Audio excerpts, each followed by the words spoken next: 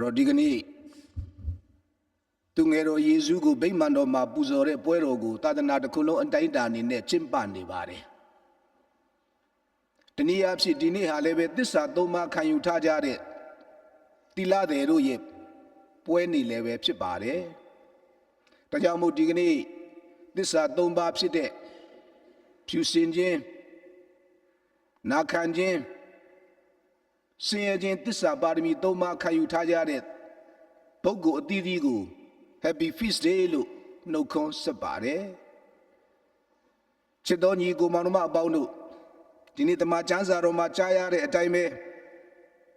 စီမီယုန်ဆိုတဲ့ပရောဖက်ဟာဖြောင့်မတ်ပြီးတော့ဖခင်တရားကြည်ညိုတဲ့သူဖြစ်တယ်တဲ့ဣသရေလလူမျိုးတို့နှစ်သိမ့်ခြင်းခံရဖို့မျှော်လင့်ဆောင်စားနေတဲ့သူလည်းဖြစ်တယ်တဲ့တန်ရှင်သောဝိညာဉ်တော်သည်လည်းသူ့ပေါ်၌တည်နေပြီတဲ့သူသည်ထာဝရဘုရားသခင်ခရစ်တော်ကိုမဖူးမြင်ရမီတေခြင်းသို့မရောက်ရဆိုပြီးတော့တန်ရှင်သောဝိညာဉ်တော်ထာမဗျာဒိတ်တော်ရရှိထားတဲ့သူလည်းပဲဖြစ်တယ်တဲ့အဲ့ဒီလိုပဲ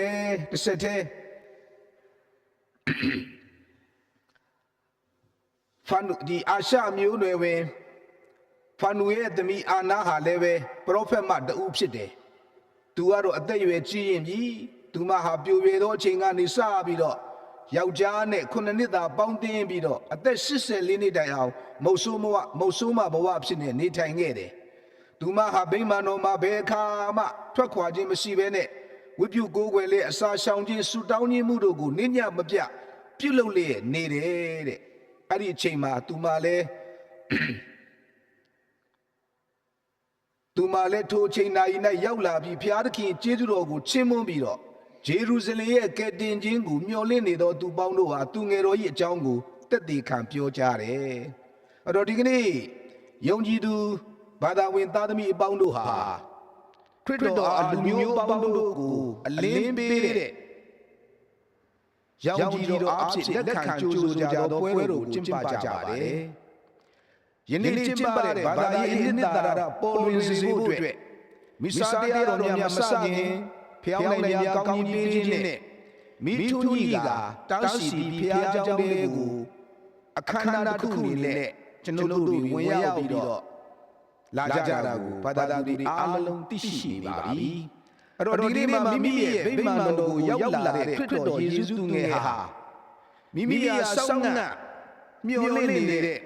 ယုံကြည်သူများဖြစ်ကြတဲ့စီမီယုန်သူတော်များနဲ့ပရောဖက်မအာနာတို့ဒီနေ့တွေ့ဆုံခွင့်ပေးခဲ့ပါတယ်တဲ့အဲ့တော့ဒီနေ့သူတို့ကိုတွေ့ဆုံခွင့်ပေးခြင်းကဘုရားသခင်မိမိမျှော်လင့်တောင်းတနေသူများအားဘယ်တော့ခံရစိတ်ပြည့်စေမှာမဟုတ်ပါဘူးတဲ့ဖြောင်းမချင်းကြင်ကြံပြီးတော့ဘုရားသခင်၌မျှော်လင့်တောင်းတနေသောစီမီယုန်သူတော်များနဲ့ပရောဖက်မအာနာတို့သူတို့မျှော်လင့်တောင်းတခဲ့သောကျေးဇူးတော်များဒီကနေ့ပြည့်စုံခဲ့ပြီတဲ့ဘာဖြစ်လို့လဲဒီနေ့တမန်ကျမ်းစာတော်မှာတွေ့ရတဲ့အတိုင်းပဲသူသည်ထာဝရဘုရားသခင်ခရစ်တော်ကိုမဖူးမြင်ရမီ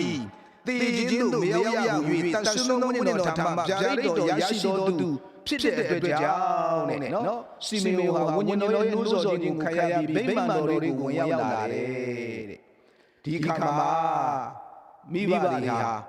မိုးစေရဲ့ပြည့်တရားထုံးစံအတိုင်းပဲဆောင်ရွက်ဖို့အတွက်သူငယ်တော်ယေရှုကိုဗိမာန်တော်မှာခေါ်လာတဲ့အချိန်မှာစီမီယုန်သူတော်မြတ်ကသူ့လက်နဲ့ပွေ့ချီပြီးတော့ဘုရားသခင်ကိုကျေးဇူးတင်တယ်သူဘလို့တင်းကျေးဇူးတင်ချီးမွမ်းတယ်ဆိုရင်အိုးထာဝရဘုရားသခင်ကိုရောဂတိထားတော်မူတဲ့အတိုင်းကိုရောရဲ့စေကံကိုယခုခါငြိမ်သက်စွာသွားခွင့်ပြုပါအကြောင်းမူကားကျွန်တော်ရဲ့မျက်စိများသည်ကိုရော၏ကယ်တင်ခြင်းကိုဖူးမြင်ရမည်ထိုကယ်တင်ခြင်းကိုကိုရောသည်လူမျိုးတို့ရဲ့ရှေ့မှပြင်ဆင်ထားပြီး၎င်းသည်လူမျိုးကြားတို့ဖော်ပြသောအလင်းနဲ့ကိုရော၏လူမျိုးဣသရေလတို့အတွက်ဂုဏ်ကျက်တွေဖြစ်ပါတယ်လို့မြတ်ဆိုတာကိုတွေ့ရတယ်တဲ့အဲ့တော့စီမီယုန်သူတော်မြတ်တန်ရှင်တော်ဝိညာဉ်တော်ဘုရားထံမှဗျာဒိတ်တော်ရတဲ့အတိုင်း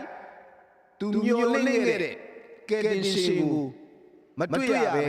မသိရဘူးလို့သူရဲ့ဆန္ဒပြည့်ခဲ့တယ်အဲ့ဒါကြောင့်မို့သူက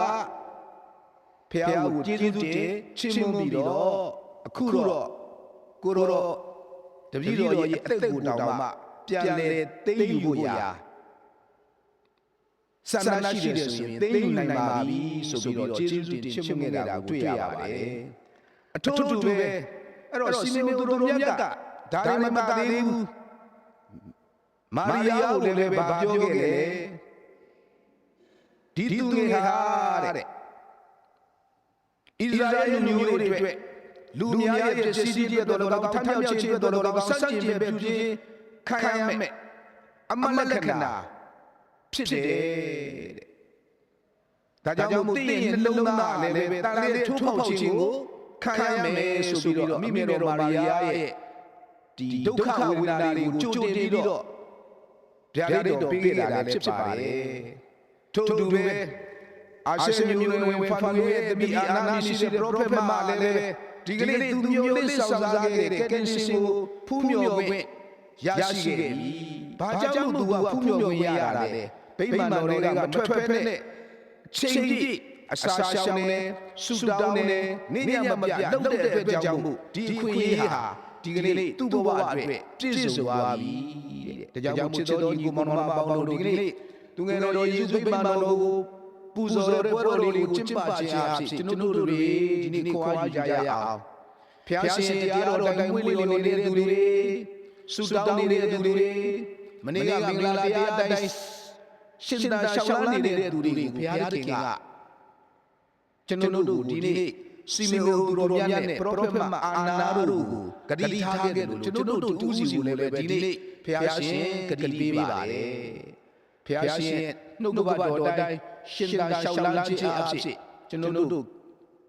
ကယ်တင်ရှင်မက်ဆီယာသခင်နဲ့မတွေ့ဆုံမဲနဲ့ကျွန်တော်တို့မသေးရပါဘူးကောင်းသောတည်ခြင်းဖြင့်တရားလိမ့်မယ်ဆိုတာကိုလည်းကျွန်တော်တို့အတွက်မျှော်လင့်ချက်ကိုပေးနေပါတယ်ဒါကြောင့်မို့ဒီနေ့သူငယ်တော်ယေရှုကိုဗိမာန်တော်မှာပူဇော်တဲ့အခါမှာဂျုံငယ်တစုံဒါမှမဟုတ်ခုနဲ့နှစ်ကောင်ကိုပူဇော်ရတဲ့ဒလိထုံးစံလေးတွေလည်းရှိတာကိုတွေ့ရပါတယ်တဲ့ဒီနေ့သစ္စာသုံးပါးခံသူတော်စင်တွေကတော့သူတို့ရဲ့ဘဝနေ့လိုက်တော်၎င်းရာသက်ပံအတွက်တော်၎င်းသစ္စာသုံးပါးကိုနော်သူတို့တွေကဖြူစင်ခြင်းနာခံခြင်းစင်ကြယ်ခြင်းဆိုတဲ့ဂတိသစ္စာသုံးပါးကိုလိုလာသူတို့ရဲ့လွတ်လပ်တဲ့စိတ်နဲ့အနံ့ပူဇော်ပြီးတော့လိုက်လျှောက်နေကြတာကိုတွေ့ရပါတယ်ထို့တူပဲကျွန်တော်တို့ရိုးရိုးတမန်ဘာသာဝင်များဟာလည်းပဲမိမိတို့ရဲ့ဘဝကိုဒီနေ့သူငယ်တော်ယေရှုလေးကိုဗိမာန်တော်မှာဆက်ကပူဇော်လို့ကျွန်တော်တို့ရဲ့ကိုယ်စိတ်နှလုံးသုံးပါးကိုလည်းပဲဒီနေ့မိမိတို့ရဲ့ကိုယ်စိတ်နှလုံးသုံးပါးကိုလည်းပဲဘုရားရှင်ကိုအနံ့ပူဇော်ပြီးတော့ခရိယာဘဝတက်တာမှာကျွန်တော်တို့တွေအတိတ်ပဲရှိဖခင်ရဲ့နှုတ်ကပတ်တော်တိုင်းရှင်းလင်းရှောက်လာခြင်းအဖြစ်ဒီနေ့ကျွန်တော်တို့လည်းပဲမိမိတို့ရဲ့ကိုယ်စိတ်လုံးသုံးပါးကိုဆက်လက်အနံ့ပူဇော်ပြီးရှောက်လာနိုင်ဖို့ရာခွန်အားကျေးဇူးတော်များကိုတောင်းကြရအောင်ဒီနေ့ခရစ်တော်ဘုရားရှင်ဟာလောကရဲ့လင်းရှင်ဖြစ်တယ်တဲ့ကျွန်တော်တို့ငယ်စဉ်တုန်းကစစ်ကြောကြီးခံတုန်းကကျွန်တော်တို့ပတ်စကာဖျောင်းတိုင်ကြီးကနေပြီးတော့ကူးယူပြီးတော့ခရစ်တော်ရဲ့အလင်းကိုခံယူကြလို့ဆိုပြီးတော့ခေါင်းငယ်ကြီးပါကိုအခြားသောဖျောင်းတဲ့ငယ်လေးတွေကိုထွန်းညှိပြီးတော့ပါတယ်ပေးခဲ့ပါတယ်အဲ့ဒါကြောင့်မို့ခရစ်တော်ရှင်ဟာကျွန်တော်တို့အားလုံးရဲ့လောကရဲ့အလင်းဖြစ်တယ်လို့ကျွန်တော်တို့ကိုယ်တိုင်ကလည်းလောကရဲ့အလင်းဖြစ်တယ်ဆိုတာကိုမမေ့ပါနဲ့အဲ့ဒါကြောင့်မို့မိမိတို့ခံယူထားကြတဲ့ဒီစစ်ကြောကြီးလာခံစီလုံးကကျွန်တော်တို့ခရစ်တော်ကြီးကနေပြီးတော့အလင်းရောင်ရရှိခဲ့တယ်အဲ့ဒီအလင်းရောင်တွေကိုလောကမှောင်မိုက်နေတဲ့လောကကြီးကိုပြန်ပြီးတော့အလင်းပေးနေအောင်ကြိုးစားရင်ကျွန်တော်တို့တွေဆက်လက်ပြီးရှောက်လန်းကြမှာဖြစ်ပါတယ်အလင်းရောင်ရဖို့ဖျောင်းနိုင်လေးဟာသူ့ရဲ့ခန္ဓာကိုယ်ကိုအရေးပြောခံပြီးတော့အဆုံးနော်ခန္ဓာကိုယ်ကြီးပြည့်စည်ပြီးတော့လောကကြီးကိုအလင်းပေးတယ်လို့ခရစ်တော်ဘုရားရှင်လည်းပဲကျွန်တော်တို့လူသားတွေအတွက်အသက်တော်ကိုစွန့်ပြီးတော့လောကကြီးကိုအလင်းပေးခဲ့ပါတယ်ကျွန်တော်တို့လည်းပဲလောကရဲ့အလင်းရှင်ဖြစ်ဖို့ရာအတွက်လောကရဲ့အမှောင်မိုက်ကိုထွန်းလင်းဖို့အတွက်ကျွန်တော်တို့ရဲ့အလင်းကိုလူများရှိမှလင်းစေခြင်းအားဖြင့်ဘုရားရှင်ဘုန်းတော်ကိုတော့ပို့ပြီးတော့တိုးတက်အောင်ကြိုးစားသွားကြပါစို့